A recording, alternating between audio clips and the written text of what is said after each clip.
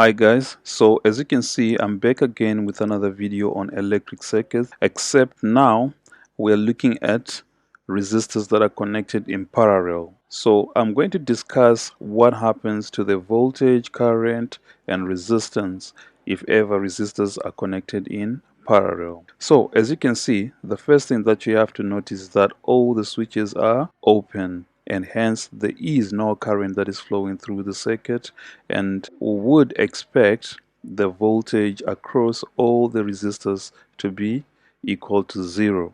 And you will notice, even if I close these switches that are adjacent to the resistors, again still the voltage across the resistors will be equal to 0 because the main circuit switch will be open and there won't be any current flowing. Okay, now let's actually go deeper into what happens with the voltage. What you're supposed to appreciate is that whenever resistors are connected in parallel, then that simply means that the voltage across those resistors is going to be the same as the voltage that is supplied on those resistors connected in parallel. Like in this case, 9 volts is connected to the 3 resistors that are connected in parallel. Hence, that means the voltage across the 10 ohm resistor is going to be equal to the voltage across this 10 ohm resistor and this one. This is unlike resistors connected in series, because whenever resistors are connected in series, then the voltage across those resistors is going to be distributed amongst the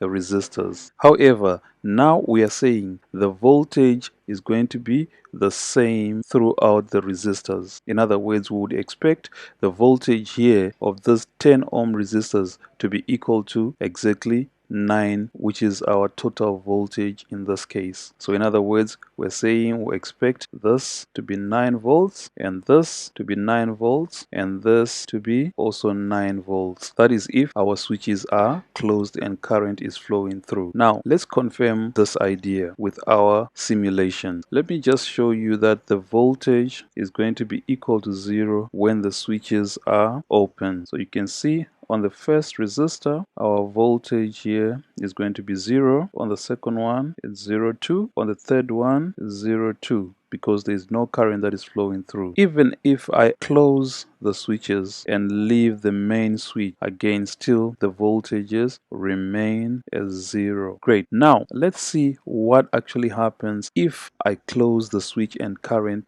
starts to flow. As we can see, the current is flowing. Now let's measure our potential difference and see if it's going to be 9 volts on each and every 10 ohm resistor. As you can see, it's exactly 9 volts here, which is the same as the total voltage that is applied by the cell. The second resistor, as we can also see, is 9 volts, and then the third resistor, as we can see, also is 9 volts. Okay, this confirms our idea that the voltage across resistors that are connected in parallel is going to be the same as the total voltage in this case if all the voltmeters are connected to the same voltage source. Okay, great. So this confirms our idea that the potential difference across resistors connected in parallel is going to be the same. And if you can remember, this was actually true for current in resistors that are connected in series. Now it's true for potential difference when resistors are connected in parallel. We can conclude that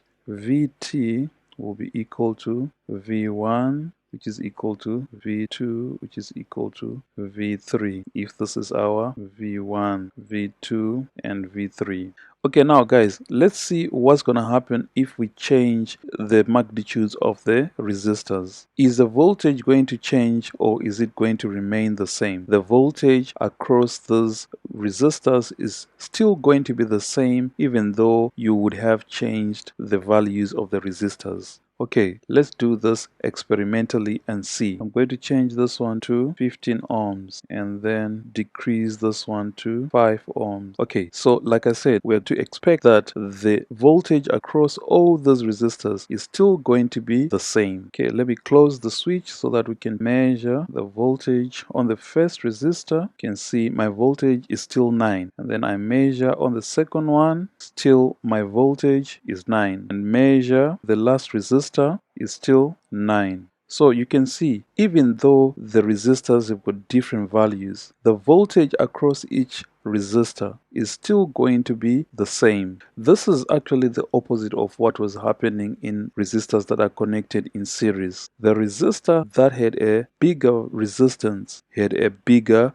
potential difference, and the ones that had a small resistance had a smaller potential difference across them. However, in this case, in spite of the fact that we've got a 15, 5 and 10 ohm resistor, still the voltage across the resistor remains the same. Okay, now let's move on to current. So the first thing that you should know is that current flows from positive to negative. So in this case, the current is going to flow in a clockwise direction. Very important. However, you must take note of the fact that electrons actually flow from negative to positive. However, the electric current flows from positive to negative. That is the conventional flow of current. Now, let's describe how the current is going to flow. So the current is going to flow in this clockwise direction. When it reaches at this junction here, what is going to happen is that it's going to be distributed amongst those three resistors. And in this case, because the resistors are the same size, the current is going to be distributed equally amongst the resistors. After being distributed equally, on the other side of this junction, the current is going to recombine and form the total current, and then goes back to the cell. So this process is going to continue. When resistors are connected in parallel, they are said to be current dividers. And if ever the resistors are of the same sizes, then the total current is going to be distributed equally amongst the resistors. Let's show this experimentally. So I'm going to close the switch and we are going to observe what happens to the current. As you can see, the electrons are actually flowing from the negative terminal to the positive terminal, but we say the current actually flows from positive to the negative terminal. So do not get confused on that. So as you can see, the electrons are actually flowing from the negative terminal in an anti-clockwise direction to the positive terminal. Now you can see this is where current is flowing. It's flowing from the positive to the negative terminal of the battery. That's the conventional flow of current. Now let's see what's happening with our current. Like we said, the 2.7 amps of total current, when it reaches the first junction, is going to be equally distributed because the resistors are of the same size. And as you can see, the current have been equally distributed into 9 amps, 9 amps, and 9 amps. And if you add the 3, you're going to see that you're going to find 2.7 amps. So this is only due to the fact that the resistors have the same size. We shall see what's going to happen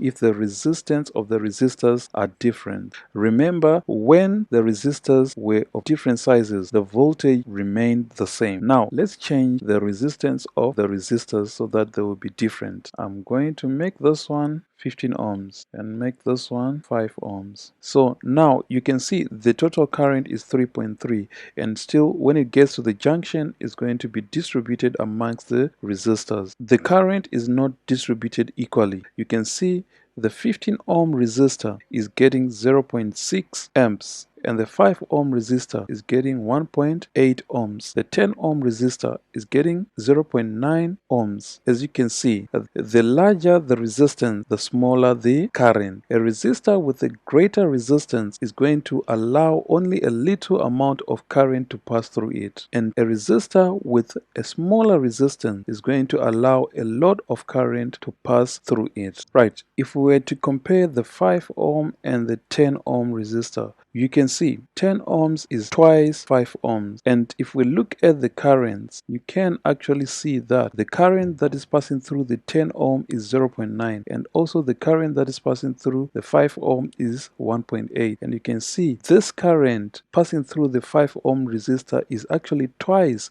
the current that is passing through the 10 ohm resistor. So in other words, we can say the smaller the resistance, the bigger the amount of current that passes through. And this makes sense because you need a little amount of energy to push charge through small resistance as compared to high resistance. Okay, so now let's summarize what we have just learned. So when resistors are connected in parallel, they are actually called current dividers. So they are current dividers. In other words, they divide the total current amongst themselves. And the bigger the resistance, the smaller the current through them. Great. Okay, so now this means that the total current IT will be equal to current through resistor 1 plus current through resistor 2 plus current through resistor 3. Let's move on to resistance. So we want to be able to understand what exactly happens to the total resistance if ever you add another resistor in parallel or remove a resistor in parallel. Okay, so we know the relationship between the resistance and the current. The greater the resistance, the smaller the current. So if our resistance is increasing, then we expect our current to decrease. Let's investigate using our simulation. In my investigation, I'm going to be opening the switch to remove a resistor and then add it back to increase the number of resistors that will be connected in parallel. So I'm going to open the first two resistors. Right, so we can see when we've got one resistor, our current is exactly 0.9. Now let's see if we add another resistor in parallel, what happens. I'm going to close the switch to add a 5 ohm resistor in parallel. As you can see, the current increased to 2.7 amps, which simply means that by adding a resistor in parallel, I have decreased the total resistance of the circuit. Let me see if I add another resistor in parallel, what happens to the current. Again, as you can see, the current increased from 2.7 to 3.3 amps. So we can conclude that if you add a resistor in parallel, you actually decrease the total resistance of the circuit and the current will eventually increase. We can go back and remove a resistor in parallel. Let me remove the central one and we'll see what will happen to the current. We have to expect a decrease in current because our total resistance would have increased. If I remove a resistor, you can see the current actually decreased with a greater value from 3.3 to 1.5 by removing a resistor in parallel. I can close this one and remove the 10 ohm resistor. Total current is 3.3. Let me remove the resistor. As you can see, the current decreased from 3.3 to 2.4 as a result of removing a resistor in parallel. Hence, if I add it back, adding a resistor in parallel will lead to decrease in the total resistance, which will lead to an increase in current. So going back to our information, we can actually say adding a resistor in parallel will increase the current by decreasing the resistance. In other words, the total resistance of the circuit. Okay, this is the end of our lesson, guys. If you enjoyed it, please like and subscribe. Thank you.